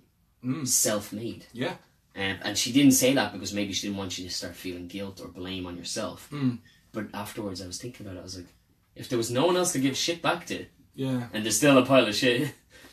But she was like, do you want to burn it? Do you want to throw it in the sea? What do you want to do with it? And I was like, fired out of a cannon. I was like, no, I want to use it. She was like, okay, what do you want to do with it? Make something. She's like, oh, okay, very creative. That makes sense. Wow. You're a very creative personality. What would you like to do with this pile of shit? I don't think she said pile of shit, but I was like, make a staircase. She's like, okay. And I was like, I want to make a rotating staircase out of that shit. Wow. And I don't know if it was influenced by the room. Yeah. Because she had one of them in the room that I saw when I first came in. Or if it was the idea of being above it. Or maybe I just don't like the idea of throwing things out. I want to reuse it. Interesting. But yeah, it was... So what did you end up doing? You made the staircase with I made a staircase out of the rest of the shit, yeah. Leading to where? I told her it was a stairway to heaven at one point. I laughed while under. I was like, oh, it's a stairway to heaven. And I laughed about it. I thought it was hilarious. Holy fucking I don't know. shit, I think she was trying to ask me something new. That is some deep shit. That is very interesting. No. It's high shit. It didn't go under. Went up. Fuck. Anyway, find someone that you trust and get some hypnosis done on you, because it's wacky shit. You'll find out a lot about yourself in one way. I am very interested in hypnotherapy. Before we even started, she was looking at the notes I wrote of what I wanted to change and what I think's wrong with me and what's right. She's like, you used the word discipline 6 times, and you used it in a negative connotation, and it has a negative word for you. And when she brought me back into my childhood, she realised that I've always had frustrations of feeling creative and then not fitting into school, and then the homework, and then sitting down. And I kept telling her, I don't want to sit down. And she was like, okay, stand up, do what you want. But the kid was telling her I don't want to sit down. Wow. I was like, I can't do my homework if I sit down. I need to move. Fuck, man. It was really weird. That is interesting. But she was like, you need a little bit of discipline in your life, but it seems like you're thinking you need to work more, but you're treating it like homework in your head. You're not really enjoying it. Man, that is insane. Blew my socks off. Did you find out how much this would have cost if you had to pay for it? No, she has a website. Shit, I'll send it to you later if you ever think of doing it. But I couldn't recommend her enough. Her name was Caroline. She's really lovely. She's just really smart and young and good at hypnosis, and yeah, it was great. That's fucking cool, man. Nice. Bueno burp. Excellent delivery. Bueno burp. I got a lot of shit off my... Yeah. Fuck, man. It's kind of weird looking back at it now. I still don't feel like I've processed it enough to tell you. Okay. What? No. You pointed at me with a questionable eyebrow. No, I was going to say something else. Oh, go on, say it. No, I won't. Oh. I won't, and I've good reason why. Oh, wow. Interesting. Yeah. Did you get it? Yeah. Interesting. A little bit of walnut. You kind of did this sort of throw. Get over to me here. Is that what you say to the nuts? Yes. Really? In my head. Do you ever do this? Catch it that way. Do you want to try? No. Okay. No, I don't think I'd be able to do that. So do people actually like boil acorns? What? Acorns. People boil acorns. Isn't that a thing? Isn't that an acorn right there? Fucking hearing of it. It's that brown nut there that I picked up in the forest. I think people put them in ovens. If I can get this, man, this is... But you crack it open and get a little gooey bit in the middle. Oh, fuck no. So I need to... I think it's hard angle. I don't know if they can see You it. really have to... It's super late. You gotta let go super late, like, to get it. So Anto's flicking his hand behind his back and trying to flick it up, but also towards his mouth in a very lateral sense. Oh, that actually wasn't too far. I'm onto something, though. I think so. I like the hair flick. Put a nut in your head, forget about it, and then later on wiggle it into your mouth. People know what the fuck going on. People be worried, I think. Okay, here we go. Last one, and if I get it, I get it. Oh! Okay, desperately close. Okay. That was nearly more impressive that you managed to catch it in your hand. So I've done a lot of practice this week. What? Yeah, I've landed. done a lot of different things. Interesting. Weird. In the mouth. Okay, enough of this. What have you been practicing, Anto? I have started writing, and I haven't said this yet, I have started writing my best man speech. Wow. Yeah. For who? Lopez has asked me to be his best man in his wedding. Is he getting married? Yeah. Woo! Yeah. Wow. Yeah, I'm the best man. Wow. Yeah, man, it's great. Amazing. Wow, Yeah. that's amazing. I didn't know he was getting married. Yeah, he's getting married in April. Jesus, that's a big deal, isn't it? Fucking huge, man. It's amazing. So I'm I met his girlfriend. Or his fiancée, should I say. Yeah. Fiancée, should I say. At the night of the rugby match. Yes. No, because I was going to say, wow, like, I guess I don't know him that well, but I was going to say, geez, he's married and I didn't even know he had a girlfriend. Do you know when, like, you find out something new about someone, but you didn't even know the middle bit? Yeah.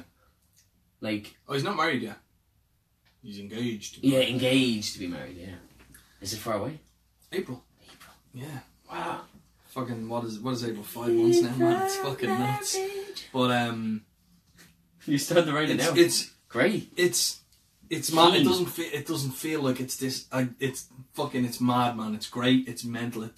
There's almost a feeling that none of it is even real, but it is. Him get married? Or? Yeah, man. It's just fucking mad, man. It's mad. But yeah, so he asked me to be best man. So with pride, I accepted, and I feel like I'm now writing the template of what my speech will be. Nice. It's fucking tough, man. It's tough because I know when I'm speaking it, I'm not gonna read it word for word. Yeah, yeah. So am I gonna just write like bullet points down and kind of go off like bullet points and develop each bullet point, or am I gonna write this whole big long scripted thing and then go off that? Then I don't know. Like it depends. Okay, either way, it will come down to bullet points on a piece of paper. But you will know exactly everything that bullet point represents. Yeah. So that you can look down, proper presentation style, look at the bullet point and know what you have to say, and your brain will be triggered and be like, that's the next thing, and then that's you say what I'm thinking. Yeah. But in the process of which way to write it first, depends on you personally. Yeah. Some people want to spill it all out on the page and then simplify it into bullet points that they'll remember. Others need the simplification first of, okay, this happened, that happened, oh, that'd be a funny bit there, that's a nice serious bit. Yeah. There's that moment I saw him fall into a river. You know what I mean? And then expand it. So I'm thinking that's where I'm going. I'm which thinking bullet point first? simple and then expand. Expand, yeah, cool. But yeah, so that's what I started last night. So Wow. yeah, this whole week has kind of been like a practicing things. Oh, nice. Practicing gym, practicing American football, Great. and practicing fucking Wow. best man speech. Yeah. Let's see your best man stand up. Because you know what, you get the attention first. You have to ting ting ting. Do you want to use a spoon against the glass? I'll do spoon against the cup. I don't want to. Oh yeah. Yeah. Okay, so everyone's having a party, and then we hear. Nope. Attention, everybody. It's a loud room, though, man. It's a loud room. No, I think that's how I'm That's going to pretty do it. good. I think I'm going to stand up first. Imagine you can have that for the day if you want. Imagine you're actually just having that jug full of gravy. Just a jug full of gravy. Oh, that would be nice. Yeah, so I'm all these questions. How funny do I want to go with it? How kind of embarrassing do I want to make it for both of them? Dip into both. I think a touch of each will kind of work a really well. dash. A sprinkle. Yeah, so I'm starting to form it now because I want to be at the very least somewhat prepared for this. You know, I wouldn't want to take the piss and then just, like, have the attitude where I can go in unprepared and just be fine. You know, I want to have like at least a template of what I'm gonna makes say. sense. I I mean, it's nice to kind of go off script as well. Yes. You're a good personality for that. I don't think you really need a script, to be honest. I feel like if he just told you on the day, do you want to be my best man today? I think you'd be like, yeah, sure, okay, I'll just think about it. And you'd probably start writing something, but I'd say you'd be able to go off it anyway. But yeah, being a best man is a great honour. Yeah, so it's great that you're taking it serious enough to actually figure out, what are the memories? Yeah. Because putting in the effort. What I'm trying to say is you don't have to rely on either method. But obviously, practicing up to it. Yeah. And writing out some. So is he still watching? Is he not? I think Does he know that you're practicing? Interesting. Yeah. Do you know that I'm fucking practicing and thinking about all the shit that I'm gonna say? This person I've known for fucking so long, like that. I've got this whole multitude of stories that I can bring up, and just all of this shit, man. It's fucking nuts. Like, Great. Yeah, it's nuts that Don't tell him too much. Great, man, but it's insane. Well, this is kind of getting you ready for it. This whole mic operation we've been doing. Yeah. Did you ever tell Lopez that that's the real reason we started the podcast? What? Because you wanted to get ready, you wanted to prepare for your best man speech. Oh, it was all just practice for a best man speech that I was somewhat anticipating. Yeah. That would be fucking. That's why I'm doing this. Jesus, so you're just practicing for whenever you feel like the call gets placed on you. Yeah. I feel like, yeah, maybe. It was actually a fucking surprise to me. It was a surprise because he has two brothers, and I thought he was going to ask one of them. I had a feeling, obviously being as close to him as I am, that I would be involved in the groom's party somewhat, but I'd never in a million years thought that I would be picked as the best man. So it's at the same time, you don't want to choose between your brothers, do you? That's what I'm saying. Yeah, I think that's the split. Is all of a sudden the other brother's looking at the other one like, shifty you think you're better than me as a brother? Yeah, so... Oh, that's cool though. Yeah, it's brother either side. Yeah. And then a brother of a different... The white brother has been said a couple of times throughout the years. Like, yeah. They're all really Lopez dark. brown? Yeah, they're all really dark skinned. Yeah. I know his name's Lopez.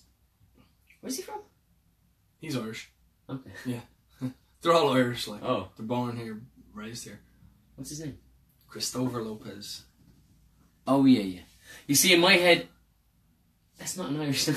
It's not. No, his dad is from Cape Verde. So yeah. So it's there we go. It's owned by Portugal. Yeah. Yeah. So nice. That would help tanning. Yeah. Yeah. Oh, he gets like Christopher is the palest of the three, but he still gets very dark when he's exposed to the sun. Like, I have very white ties. I call them vanilla facta. Oh. Yeah. What's facta? Ties in Arabic. Okay. Yeah. I was reading the thing with Arabic that it's like each word has like 3 letters, and it's how you apply other letters to that word. I think like, was it AFK is like the 3 letters for read, and how you apply, maybe it's not AFK, but it's like 3 letters, it's like 3 consonants, so like maybe PFK or something like that. Right. And it's like how you then put vowels into that, in between those 3 letters is what the word becomes. Whoa. Is that not the thing? I don't know. I don't even understand grammar in English, man. Yeah. So, okay. I mean, I can, I used to be able to write a few things in Arabic. Mm. I can obviously say certain things. Mm. I don't have a fucking clue what's going on in that language. Oh shit, okay. Half the time, I don't understand what. A lot of emotion. Oh. A lot of passion, yeah. Very passionate people. Yalla habibi, yeah. Aye. Slapping the thighs, they're talking like this, everybody's got the hand gestures, moving around, touching the food. They feel the food when they're eating the food. Do you know what I mean? It's a very passionate culture. Singing, they're dancing, making love on the moon. They're just crazy people. Oh, Yeah. holy shit. Languages is on my head. Languages is in my mind quite a lot. Yeah. For a few different reasons. So yeah, that was the thing that I read. I was like, I think it's PFK is read, and then if it's like pafik, it means like read, or like you could put in pifak and it could mean book. If the letters might be wrong, but that's just the way. It's how you apply vowels, and it's fucking nuts, man. Should ask my dad. Yeah. Or I should. I don't think he'd be able to answer me. Maybe not. I feel like that's a technical breakdown of something. I feel like my dad would be similar to me. Obviously, he grew up with the language, but I don't think he'd be able to break it down like that. He mightn't actually know what you mean. Does that make sense? I was talking with some Brazilians recently. When you're so used to something like... And they were asking me about the rules of English. Oh, wow. Like, there was a couple, like, they were like, when a rule, like, the rule of X, Y, Z, whatever it is, I had to actually stop and think, fuck. What was, one of them was, is maybe and perhaps the exact same in English. Is like, maybe and perhaps the exact same in English? Yeah, do you use maybe and perhaps the exact same ways? And I had to actually really stop and think about it. I was like, maybe and perhaps. And I then had to run through in my own head. Perhaps I will, maybe I will. Perhaps I'm right, maybe I'm right. I think they're very similar, but I don't think we use them in the same sentence. And I think that's just a personal choice. I don't know if if there's a lockdown on it. Yeah. I think they mean the exact same thing. Because I've been thinking about it. I think perhaps and maybe, even if you look at the syllables in the may, be, and perhaps, it's fucking the exact. Perhaps being short for happening. Yeah. Maybe I'll go to the shops. Perhaps I'll go to the shops. Even if it's something negative, like maybe you're wrong. Perhaps you're wrong. Oh. It's the exact same, but it's something that when I was asked the question, I had to actually stop and think about it. Perhaps you're wrong seems a bit more aggressive in that context. Like if you said something, I was like, but maybe you're wrong. You'd be like, you're right, friend. Maybe I am. But if I was like, perhaps you're wrong, I feel like that sounds more like condescending somehow. Maybe it's because perhaps is a bit more of a formal word. With the right tone, you can say. I know, you can say anything. Yeah. Perhaps you're right. Yeah. Yeah, so language has been on me in my mind quite a lot recently. Language is on my mind. I got language on my mind. Oh, who are you singing? I was doing Elvis. Oh. Language on my mind. Actually, I think he says you're always on my mind. Or, now I'm singing Lady in Red. Is that your phone? This is a book. Oh, I heard an audible blurb. Like a vibrate? Yes, that's what I meant. Vibrate? I heard a No. Wasn't you? No. Shit, it's the goblins in the mind. Nice. Get the goblins on my mind. Okay, so, what are we at time-wise? We're at 1 hour and 23. It is now... Do you want to wrap this baby up like 4:45. Do you want to do 15 more minutes and let's use a coin toss? Yeah. Okay. I've got 2 things written down. Great, so we'll choose between them. What did I write? Oh, cool. I wrote down one thing. Great. Hypnosis. We definitely did that. Okay. I've got 2 more things. We've got a film review. Okay. A somewhat rare occurrence on recent episodes. Oh my god. Yeah, I have a TV show to review. It's excellent. Fuck it. Let's do 15 minutes of film and TV. I can't remember the last time we did an actual film review. Let's do an actual timer as well to keep ourselves. A 5 minute. So do we take... Oh, we do 2.5 minutes each. Oh my god. Let's do 10 minutes. Okay, let's do 10 minutes, 5 minutes each. 5 Yeah. minutes, that's fair. Okay. Then 5 minutes wrap up with any sort of... Yeah. Would you want to do 2 5-minute timers, or do you want to do 1 10-minute timer? 1 10-minute. And we'll just Okay. keep an eye. Whoever starts off first finishes off at 5 minutes and politely, perhaps, maybe, might pass it on to the next person. Okay, ready? Yes. You ready? Will I start? You go Yeah, first. go. Ready? 1, 2, 3, go! Great. Okay. Shit. With this kind of pressure, all of a sudden I'm forgetting completely what I want to talk about. What did you watch? No, I'll tell you now. So I've watched a new show on Netflix called Mindhunters. Oh, Yeah. I've heard. Yeah, so me and Aoife finished Stranger Things about 2 weeks ago. We decided to continue watching that horror show, American Horror Story. Ah, yes. We skipped the season, it wasn't great. We got into one with Lady Gaga, Dracula, all these other weird shit in like a fucking hotel. Watched an episode or two, liked it, wasn't completely digging it. Then I suggested Mindhunters. I was like, this is based on true stories of a detective who went and interviewed an FBI agent who interviewed psychopaths to actually figure out how psychopaths think. This is in the 70s, before we really understood what they were. We just thought they were crazy people that didn't... You know, These are the people who coined the phrase psychopath, is it? It's came up possible. with the term? Yeah, and also realise that sometimes these people are actually extremely sophisticated, very planned out, very intelligent, like very articulate, like super people in a way, and yet maybe lacking a bit of an emotional sense. Maybe they weren't born this way, maybe they were. You know what I mean? All these questions. The show is filmed amazingly. Bit of a slow start in episode 1, but so far I've seen 3 episodes, and I swear to God, I am in love with the show. I've heard it's very good. It's amazing. I'm done. Oh wow! No. So you've Ask gotten, me a question. You've Where am gotten I? how many episodes in? 3. You've 3 episodes Do you in. think timer going down? Yeah, I set it to Oh. 10 minutes, so it'll Going just down, nice one. Like. it'll alarm off when it's Interesting. 10 minutes. Right. Anyone notable in it? Yes. Big names? So far, there's one character in it that I recognise. Her name is, I forget the actress's name. She's from Homeland. She's the main one. Claire Homeland. Danes. Yes. She's in it at one point. Other than that, no. Okay. They're all new actors to me. They're all very good. It does this interesting thing in the show that I feel is like almost very present or very mindful. Maybe I'm not using the words correct there, but what I mean is all of a sudden I'm very like...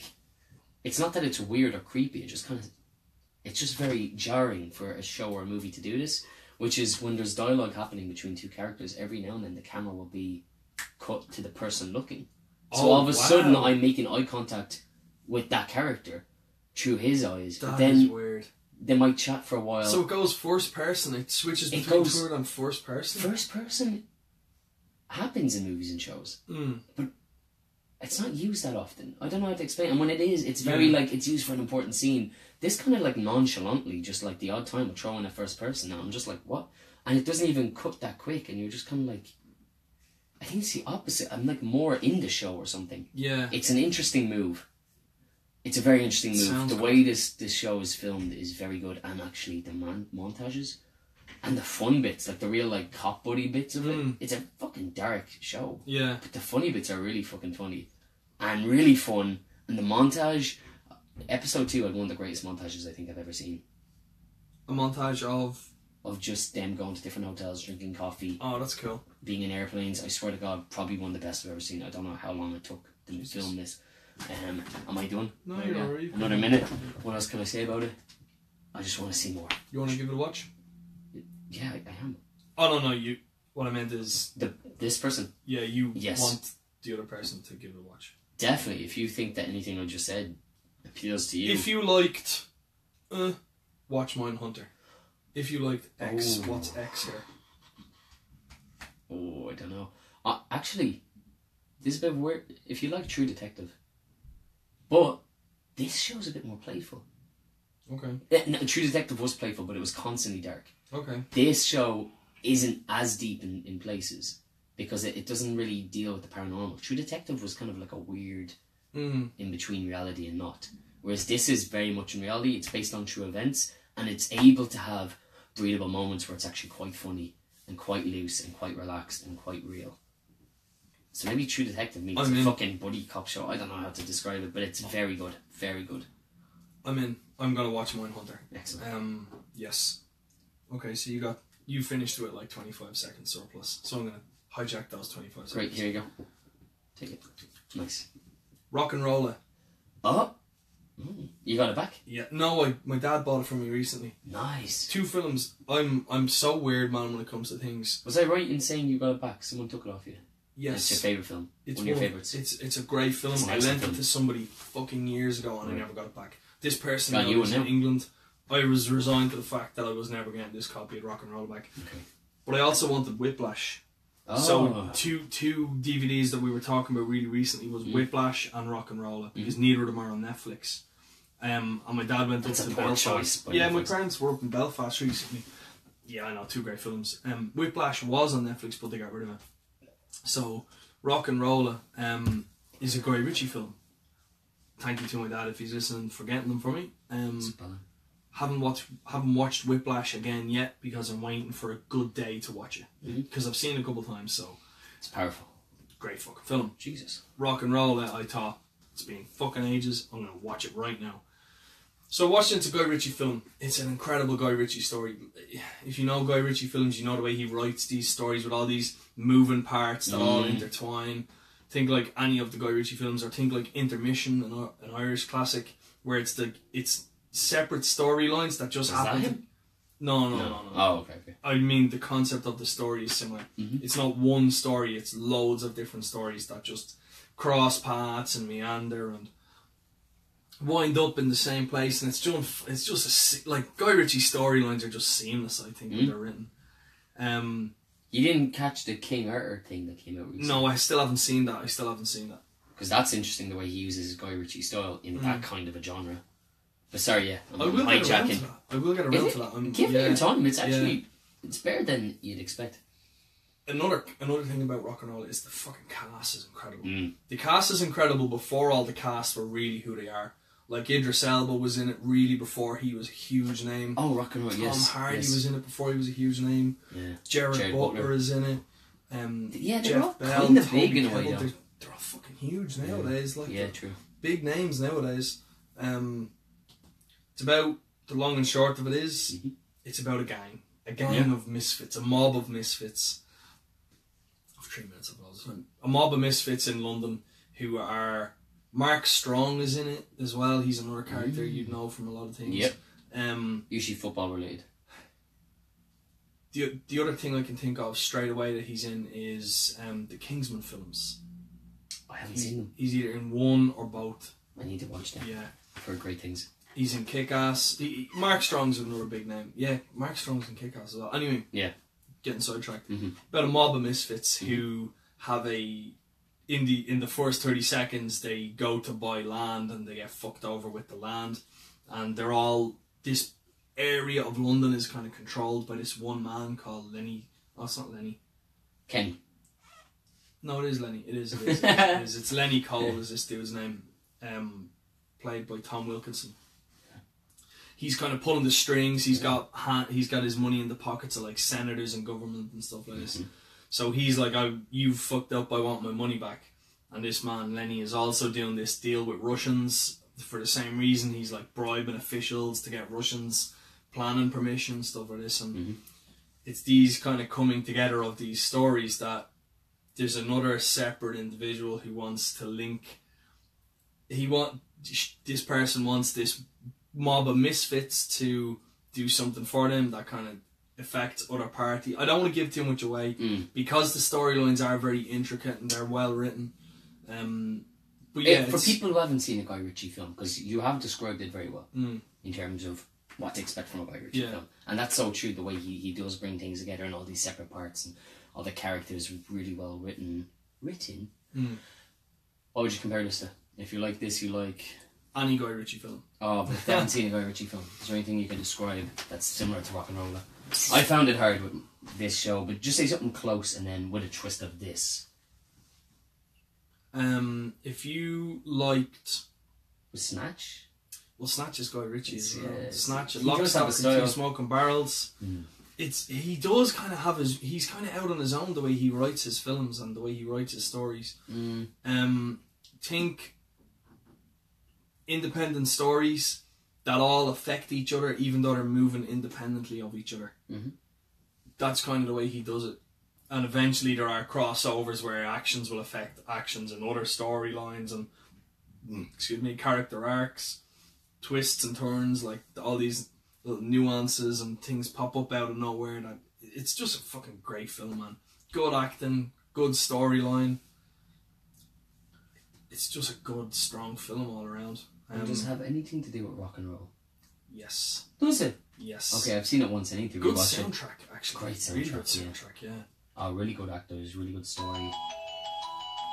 Oh, That's the it. 5-minute film club has ended. Man, I like this timer. I think that keeps us way more focused. In the past, we'd never fucking stick to 5 minutes. No. And I feel satisfied. Yeah. I feel like we both talked enough about them. Mm. Yeah, great. Nice, McLovin. Let's keep 5-minute film club to actually 5 minutes from now on. Similar to Pulp Fiction, yes. Thank you very much, Ron, for yeah, it is.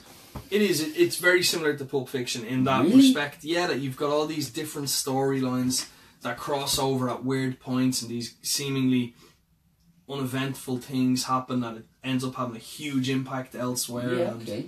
they go off. Yeah, man, it is. It's Yeah, I need to watch it. yeah, good show actually. Yeah, good show. Interesting. Similar to yes, So there you go. There's Mindhunters and Rock and Roll. rock and roll. Yeah. So what are we going to do with our last remaining 5 minutes of the show? Where are we at? Yeah, that's about right. Yeah. I only wrote down hypnosis as my topic for the day. So We got NFL. I think we'll talk about NFL maybe next episode because the season's coming to a close. And I was fucking way off with so many of my predictions at the start of the season. what? Teams that I thought were going to be good are I just thought your dream team did amazing for ages, I'm every talking week. about real teams. My fantasy team is in with a show for the playoffs. Ah, nice. Yeah, that's a whole I'm thing. afraid of this pencil. Oh, don't be. You've stood a pencil up on the table and it's pointing straight up, and I have a feeling someone's head or my hand will land on that. Like the Joker in the Joker, yeah. Funnily enough, in rock and roll, there's a very good use of a pencil. Oh. I'll say no more. Say no more. I'll erase that from my mind. Yeah. So- NFL. Yeah, we can talk about NFL the next episode. Great. Thanks for joining in, everybody. Oh wow. I think that was the biggest fail ever recorded on Facebook. Oh, I thought it would swirl up. Oh, now it's just going wherever it wants. Anyway, Okay. enough playing with paper. I guess to round up this episode, gravity is real. No. No. I'm not buying it. No. Yeah. Okay. Gravity is real. Yeah. Is time. Gravity is real as time. As real as time. Is time. Oh, Gravity is time. yeah, we can prove Didn't gravity they is a talk thing. about that?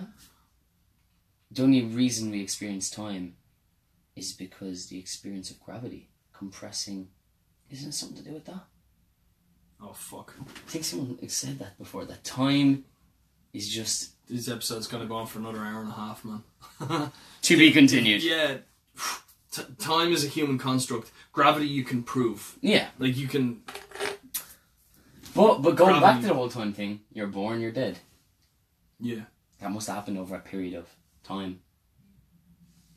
I don't know. I think we're talking about up here when we're mentioning time. Not here. A human construct. Time is what you make it. Make use of it or don't. Speaking of, thank you for spending that hour and a half listening to us. Yes. That's good use of your time. Yes. Possibly.